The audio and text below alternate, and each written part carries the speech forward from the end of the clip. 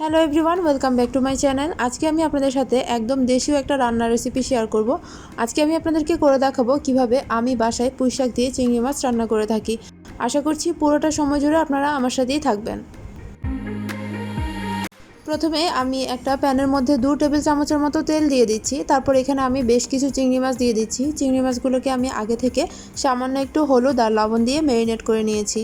এবার এই চিংড়ি মাছগুলোকে আমি 2 থেকে 3 মিনিটের মতো হালকা একটু ফ্রাই করে নিয়েছি। এবার আমি এগুলোকে তুলে নিচ্ছি।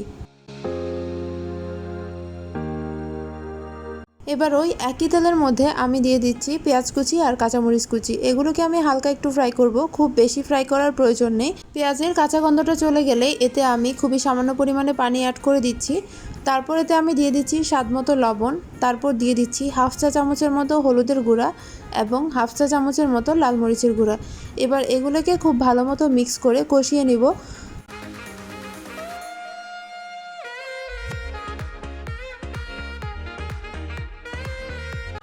মশলা থেকে তেলটা যখন উঠে আসবে তখনই বুঝতে হবে কষানো হয়ে গিয়েছে। এখন আমি হাফ কাপ মুগ ডাল দিয়ে দিচ্ছি। মুগ ডালটা আমি হালকা একটু টেলে নিয়েছি। এবার মুগ ডালটাকে আমি 2 মিনিটের মতো খুব ভালো মতো মশলার সাথে কষিয়ে নিব। 2 মিনিট পর আমি এতে অ্যাড করে দিচ্ছি পুঁই শাকের যে ডাঁটাগুলো আছে সেইগুলো, সাথে আমি একটা আলু ছোট ছোট কিউব করে কেটে নিয়েছি। সবগুলো একসাথে দিয়ে খুব ভালো মতো মশলার সাথে মিক্স করে নিচ্ছি। এবার এগুলোকেও আমি 2 থেকে 3 মিনিটের মতো খুব ভালো মতো কষিয়ে নিব।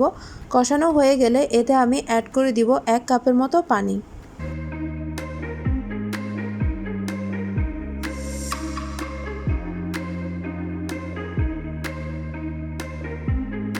এখন আমি ঢেকে দিচ্ছি আর 10 মিনিটের মতো রান্না করে নিব। 10 মিনিটের মধ্যে কিন্তু এই ডাঁটা আলু সব একদম ভালো মতো সিদ্ধ হয়ে যাবে।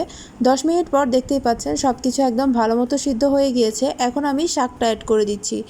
শাকটা অ্যাড করে দিয়েই আমি আবারও 2 মিনিটের মতো ঢেকে রাখবো, কারণ এতে করে 2 মিনিটের মধ্যে শাকটা একটু কমে আসবে আর এতে করে শাকটা পরবর্তীতে নাড়তে সুবিধা হবে।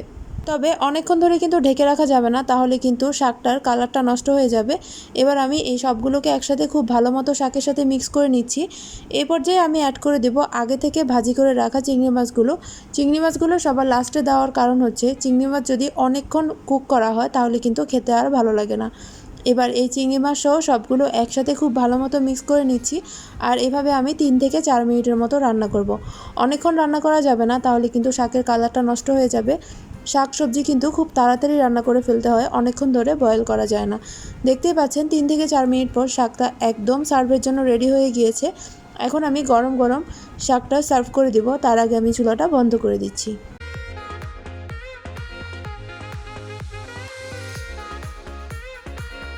এভাবে আপনারা যদি বাসায় পুঁই শাকটা রান্না করে থাকেন তাহলে আর কোনো তরকারির প্রয়োজন হবে না। এই একটা তরকারি দিয়ে কিন্তু বেশ খানিকটা ভাত খেয়ে নিতে পারবেন। আশা করছি আমার আজকের এই রেসিপিটা আপনাদের ভালো লেগেছে। যদি ভালো লেগে থাকে অবশ্যই বাসায় ট্রাই করবেন। লাইক, কমেন্ট আর শেয়ার করতে ভুলবেন না। আর যারা আমার চ্যানেলে নতুন, প্লিজ আমার চ্যানেলটা সাবস্ক্রাইব করবেন। আজকের মতো বিদায় নিচ্ছি। সবাই ভালো থাকবেন, সুস্থ থাকবেন। আল্লাহ হাফেজ।